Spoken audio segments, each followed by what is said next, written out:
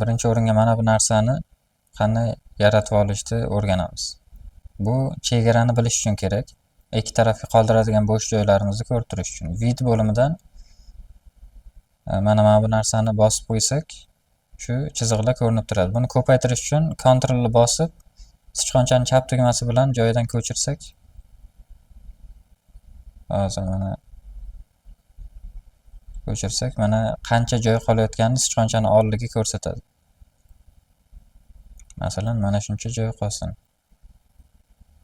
Bu tarafga ham xuddi shuncha 16 joy qoldiramiz. Tepadan ham shuncha qoldiramiz, ozgina pastroq tushirib. Pastdan ham shuncha qoldiramiz. Bu qancha edi o'zi? 890 ekan. Mana bu o'rtadagi narsani olib tashlaymiz. Konstruktor bo'limidan arqa fon rangini mana bunaqa qaroga o'tkazib qo'yamiz. Vistavka bo'limidan rasm oladigan tugmani, risunka tugmasini bosib, mana bu 3-chisini tanlasak, internetdan o'zi tavsiya qilgan rasmlarning ichidan yaxshilarini tanlab olsak bo'ladi. O'zimiz qidirsak ham bo'ladi, faqat bu joydan emas. Masalan, mana buni, mana bu yana bir ikki xil rasm. Rangdorroq rasm bo'lsa, ko'proq rang ishlatilgan, yorqinroq bo'lsa, chiroyli chiqadi.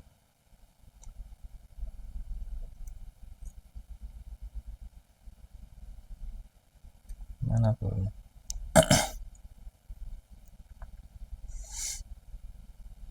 Joylab olgandan keyin hammasini kengligini o'zgartirayotgan payti 16 ga 9 razmerga yoki qaysidir o'zimiz bilgan razmerga o'tkazmoqchi bo'lsak, mana bu istalgan effekt beriladigan bo'limni istalgan qatoridan eng oxirgi qatorda tanlab olsak bo'ladi. Hammasi bitta joyga olib boradi. Kirib olganimizdan keyin mana kenglikni o'zgartirish sozlamalariga kirib, birinchisini bosib, mana buni olib tashlaymiz.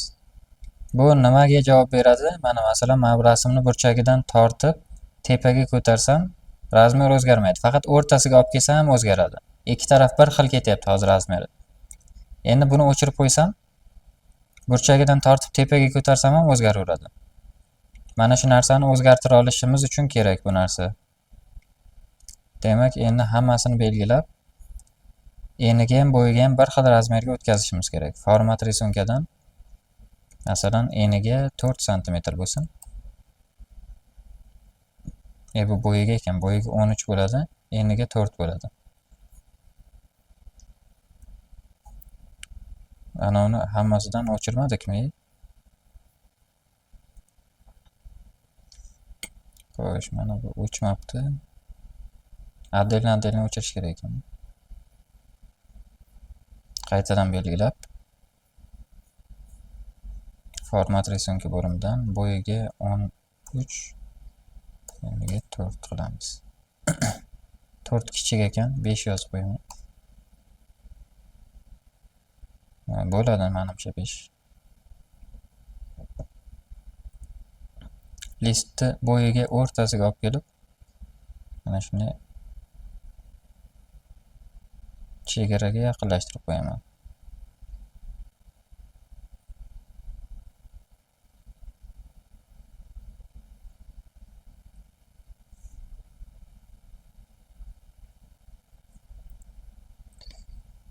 Endi bir xil bo'ldi. Bular menimcha bir-biridan sal uzoq bo'lib ketgani uchun xunuk bo'lib qoldi. Shuning uchun yaqinlashtirib olamiz. Uncha chetga turish shart emas ekan. Hammasini belgilab, o'rtaga olib kelib qo'yish maqsadiga format risunka bo'limidan bu yoqqa yo'q ekan, o'ng tugmani bosib guruh qilib qo'yamiz. Mana shu yerdan gruppirovat qatoridan birinchisini tanlasak, mana guruh bo'lib qoladi. Endi listni o'rtasiga olib kelish uchun mana bundan foydalansak bo'ladi. Eniga o'rtaga va yana kirib bo'yiga o'rtaga olib kelib qo'ysak bo'ladi. O'z bo'yiga o'rtaga turibdi ekan. O'ng tugmani bosib gruppirovatni ikkinchisini tanlab, uchinchisini guruhdan chiqarib yuborsak bo'ladi yana.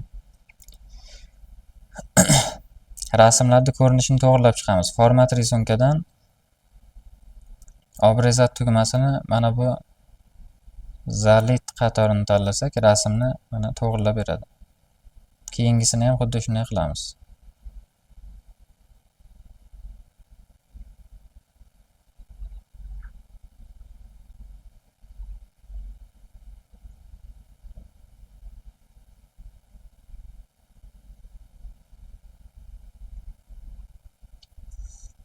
Endi bir boshidan rangini o'zgartirib, xiralashtirib, mana svet bo'limidan o'zi mana bunga turibdi. Biz mana bunaqaga o'tkazamiz.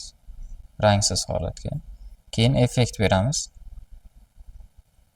Effektni ham xiralashtiradiganini bosib qo'ysak yaxshiroq chiqadi. Yana bunisini ham shunaqa qilamiz. Hammasiga har xil effekt berishimiz ham mumkin.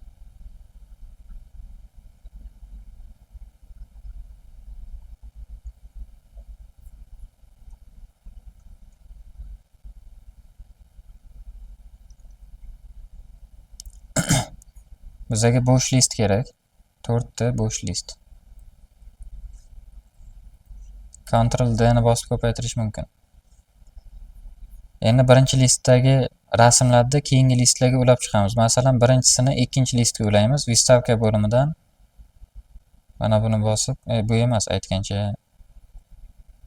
Sichqoncha ustiga kiygan payti bajariladigan amalni mana bundan belgilash mumkin. Hozir shuni ishlatamiz. Ikkinchi bo'limga o'tib, ikkinchi qatorga o'tib olamiz. Bu yoqdan slayd yozilgan qatorni tanlab, ikkinchi listni tanlab qo'yamiz. Yana bir marta shuni bajaramiz.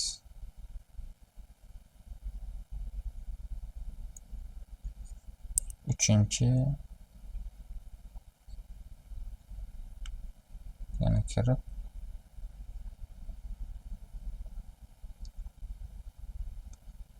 to'rtinchi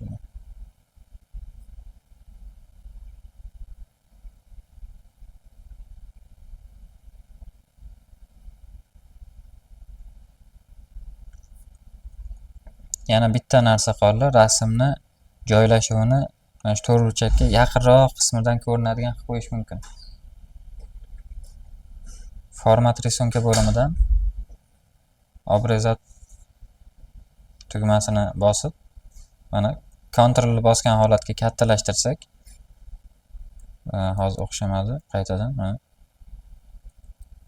Ctrl bosib turib kattalashtirsak,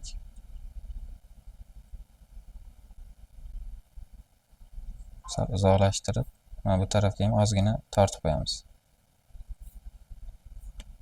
Keyingisini ham bu tarafga ham, pastga ham ozgina kattalashtirib qo'yamiz.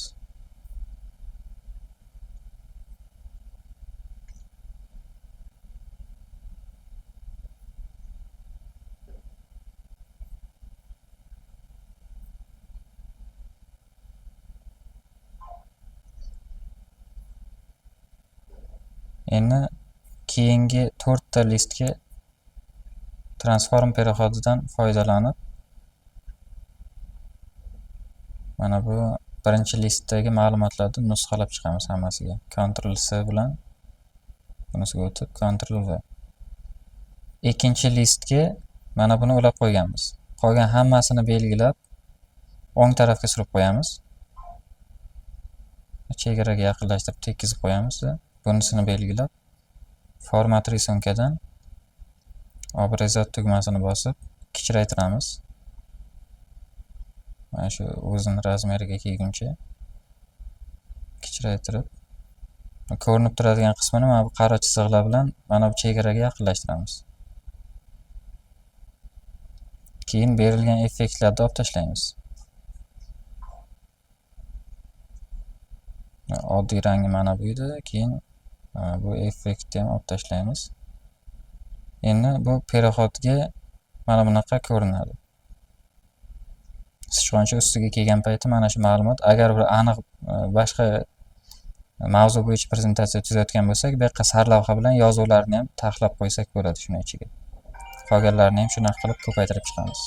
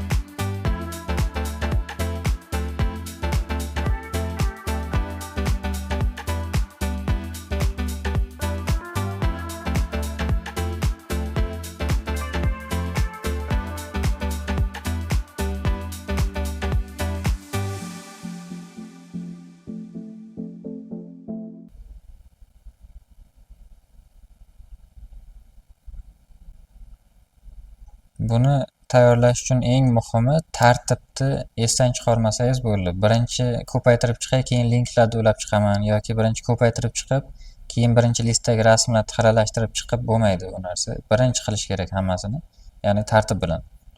Endi ishga tushiradigan bo'lsak, bu mana bunaqa ko'rinadi. Qaysini ustiga kelsak, o'sha kattalashib ko'rinadi. Bunga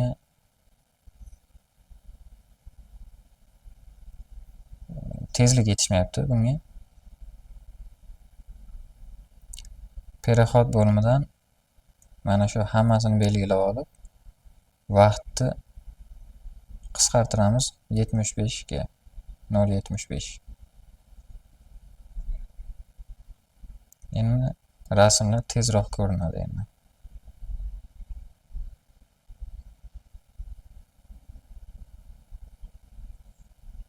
Mana shuni tayyorlab ko'rasiz.